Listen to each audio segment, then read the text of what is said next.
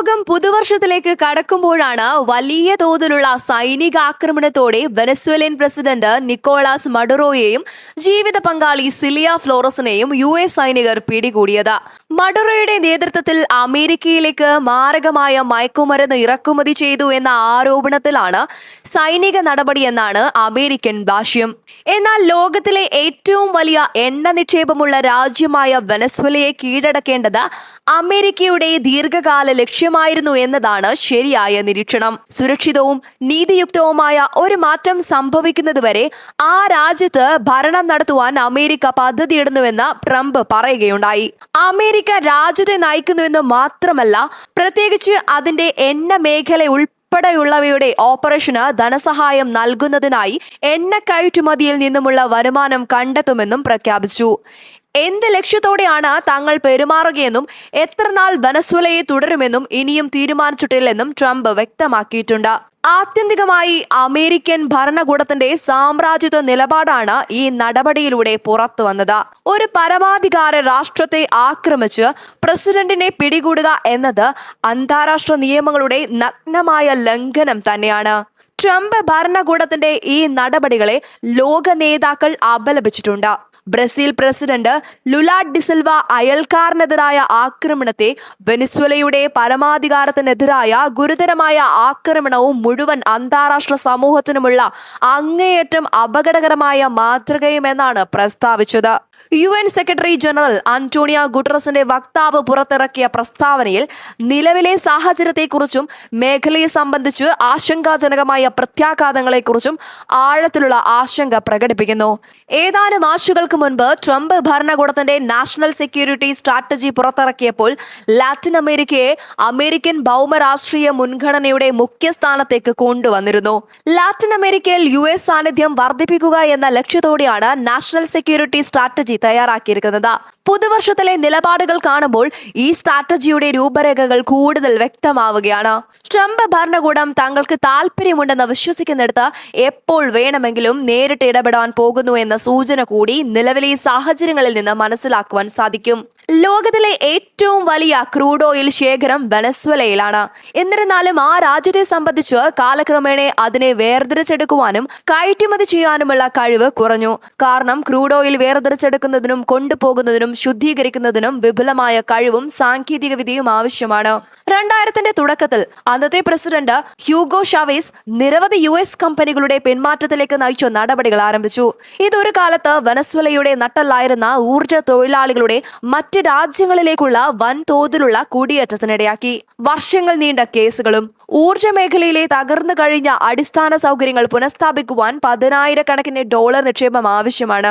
US ഇപ്പോഴും ചെറിയ തുക ഇറക്കുമതി ചെയ്യുന്നുണ്ടെങ്കിലും പ്രധാനമായും ഡീസൽ, അസ്ഫാൽറ്റ്, ഹെവി ഉപോൽപ്പന്നങ്ങൾ എന്നിവയ്ക്കായി അവ അപര്യാപ്തമാണെന്ന് ഇവർ ചോദിക്കുന്നു. ഈ വാരാന്ത്യത്തിൽ ഉണ്ടായതുപോലെയുള്ള ഭൗമരാഷ്ട്രീയ പ്രശ്നങ്ങൾ ഊർജ്ജ വിപണികളെ ഇളക്കി മറിക്കും. മോശം പ്രകടനം കാഴ്ചവെക്കുന്ന വെനസ്വേലയുടെ ഊർജ്ജ മേഖലയിലെ US ഇടപെടലിനെ വിപണി സ്വാഗതം ചെയ്യുമെന്നും നിലവിലുള്ള ആഗോളശേഷി വിപണികളെ തണുപ്പിക്കുമെന്നും ട്രംപ് ഭരണകൂടം അവകാശപ്പെടുന്നുണ്ട്. എന്നാൽ ഇതിനെ ചോദ്യം ചെയ്യുവാൻ നിരവധി കാരണങ്ങളുണ്ട്. നിക്കോളാസ് മഡുറോയുടെ വിശ്വസ്തർ നയിക്കുന്നതോ അദ്ദേഹം പോയതോടെ അധികാരം ഏറ്റെടുക്കുമെന്ന് പ്രതീക്ഷിക്കുന്ന പ്രതിപക്ഷത്തിനോ രാഷ്ട്രീയ അസ്വസ്ഥതകൾ കൈകാര്യം ചെയ്യുന്നതിന് കാര്യമായ പദ്ധതികളില്ല. അസ്ഥിരമായ ഊർജ്ജ വിപണി വെനസ്വേലയെ സംബന്ധിച്ച് അഭികാമ്യമായ ഒന്നല്ല. വൻതോതിൽ ആഗോള നിക്ഷേപം ഒഴുകിയെത്തിയാലും വെനസ്വേല വേഗത്തിൽ പഴയ നിലയിലേക്ക് തിരിച്ചെത്തുമോ എന്നും സംശയിക്കാം. ഇറാഖ് യുദ്ധ സമയത്ത് US നിക്ഷേപം ഇറാഖിനെ 3 മില്യൺ ബാരൽസ് പെർ ഡേ കയറ്റുമതിക്കാരാക്കി മാറ്റുമെന്നും ഒടുവിൽ 6 to 8 MBD ഉൽപ്പാദിക്കുമെന്നും നൽകിയ വാഗ്ദാനങ്ങൾ എങ്ങും എത്തിയില്ല. അവിടെ എത്താൻ 10 വർഷമെടുത്തു. ഇറാഖ് നിലവിൽ ഏകദേശം 4 MBD ആണ് ഉൽപ്പാദിപ്പിക്കുന്നത്. 2022 മുതൽ ഇറാൻ വെനസ്വേലയ്ക്ക് എണ്ണ കയറ്റുമതി ചെയ്യുന്നുണ്ട്. നവീകരണത്തിലും അറ്റകുറ്റപ്പണികളിലും സഹകരിക്കുകയും ചെയ്യുന്നു. USഉം പാശ്ചാത്യ കമ്പനികളും കൂടുതൽ ഇടപെടുകയാണെങ്കിൽ ടെഹ്റാന് ആ പങ്ക് നഷ്ടപ്പെടും. എണ്ണവിലയിൽ വർധനവ് ആവശ്യപ്പെട്ട് ഉക്രൈനിലെ യുദ്ധം തുടർന്നതിനാൽ വില കുറഞ്ഞാൽ റഷ്യയ്ക്കും ഗണ്യമായി നഷ്ടമുണ്ടാകും. എന്നിരുന്നാലും ഏറ്റവും വലിയ നഷ്ടം ചൈനക്കായിരിക്കും. തങ്ങളുടെ മറ്റ് സഖ്യകക്ഷി നേതാവും വിഭവസമൃദ്ധ പങ്കാളിയും അമേരിക്കയ്ക്ക് കീഴടങ്ങുന്നത് ബൈജിംഗ് ആശങ്കയോടാണ് കാണുന്നത്. അതുകൊണ്ട് തന്നെ വെനസ്വേലയ്ക്കെതിരായ ട്രംപ് ഭരണകൂടത്തിന്റെ ആക്രമണം ചൈനയെ അമേരിക്കയേക്കാൾ ഉത്തരവാദിത്തമുള്ള ഒരു അന്താരാഷ്ട്ര കക്ഷിയായി ചിത്രീകരിക്കുവാൻ അവസരം നൽകുന്നുണ്ട്. പരമാധികാര രാഷ്ട്രത്തിനെതിരെയും അതിന്റെ പ്രസിഡന്റിനെതിരെയും അമേരിക്ക നടത്തിയ നഗ്നമായ ബലപ്രയോഗത്തെ ചൈന ശക്തമായി അപലപിക്കുന്നു. ചൈനയ്ക്ക് വെനസ്വേലയുടെ എണ്ണ ആവശ്യമുണ്ട്, മറിച്ചും വെനസ്വേലയ്ക്ക് ചൈനീസ് നിക്ഷേപവും ആവശ്യമുണ്ട്. അതുകൊണ്ട് തന്നെ വെനസ്വേലയുമായി, പ്രത്യേകിച്ച് പ്രസിഡന്റ് നിക്കോളാസ് മഡുറോയുമായി ബൈജിങ്ങിന് എല്ലാ സാഹചര്യത്തിലും തന്ത്രപരമായ പങ്കാളിത്തമുണ്ടായിരുന്നു. വാസ്തവത്തിൽ US സൈന്യം പിടികൂടുന്നതിന് ഏതാനും മണിക്കൂറുകൾക്ക് മുൻപ് മഡുറോ ചൈനയിൽ നിന്നുള്ള ഒരു പ്രത്യേക ദൂതനെ കണ്ടിരുന്നു. ഈ സാഹചര്യത്തിൽ വെനസ്വേലയിലെ അമേരിക്കൻ അധിനിവേശത്തിനെതിരായ അന്താരാഷ്ട്ര അഭിപ്രായ രൂപീകരണത്തിൽ ചൈനയും പങ്കുചേരും. കൂടാതെ ഐക്യരാഷ്ട്രസഭയുടെ ഏതൊരു തീരുമാനത്തിലും ചൈന പ്രധാന പങ്ക് വഹിക്കുവാനും സാധ്യതയുണ്ട്.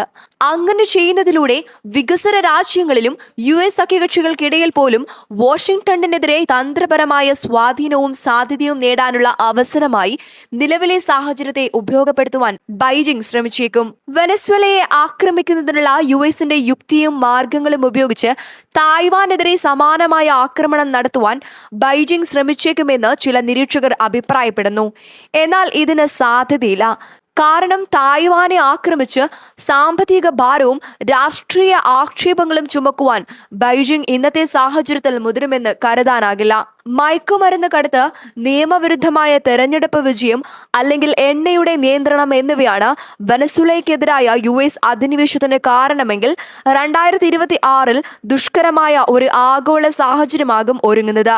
1989 പനാമ അധിനിവേശവും 1990 പനാമയുടെ സ്വേച്ഛാധിപതി മാനുവൽ നൊറിഗയെ പിടികൂടിയതും 2003 ഇറാഖി പ്രസിഡന്റ് സദ്ദാം ഹുസൈനെ സ്ഥാനഭ്രഷ്ടനാക്കിയതും 2011 ലിബിയയിൽ നടത്തിയ ഇടപെടലും മുഅമ്മർ ഗദ്ദാഫിയുടെ സ്ഥാനഭ്രംശവും എല്ലാം വെനസ്വേലയുമായി ചേർത്ത് കാണണം.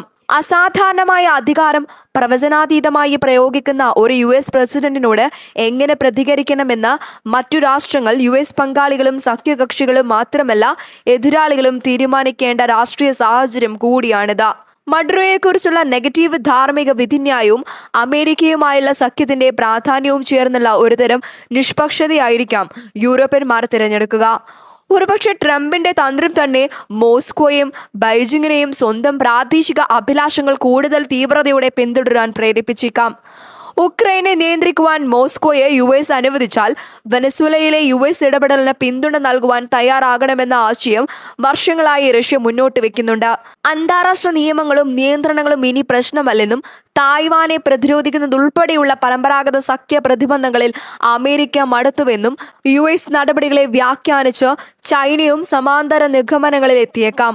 ആഗോള ലോകക്രമം മാറിക്കൊണ്ടിരിക്കുന്ന ഒരു സാഹചര്യത്തിൽ അതിനെ പുനർനിർമ്മിക്കുവാൻ ശേഷിയുള്ള സ്റ്റേറ്റുകൾ സ്വീകരിക്കുന്ന നടപടികളെ അടിയൊഴുക്കുകൾ ശ്രദ്ധാപൂർവം വീക്ഷിക്കേണ്ടതുണ്ട് എന്നാണ് വെനസ്വേലയുടെ അനുഭവം കാണിക്കുന്നത്.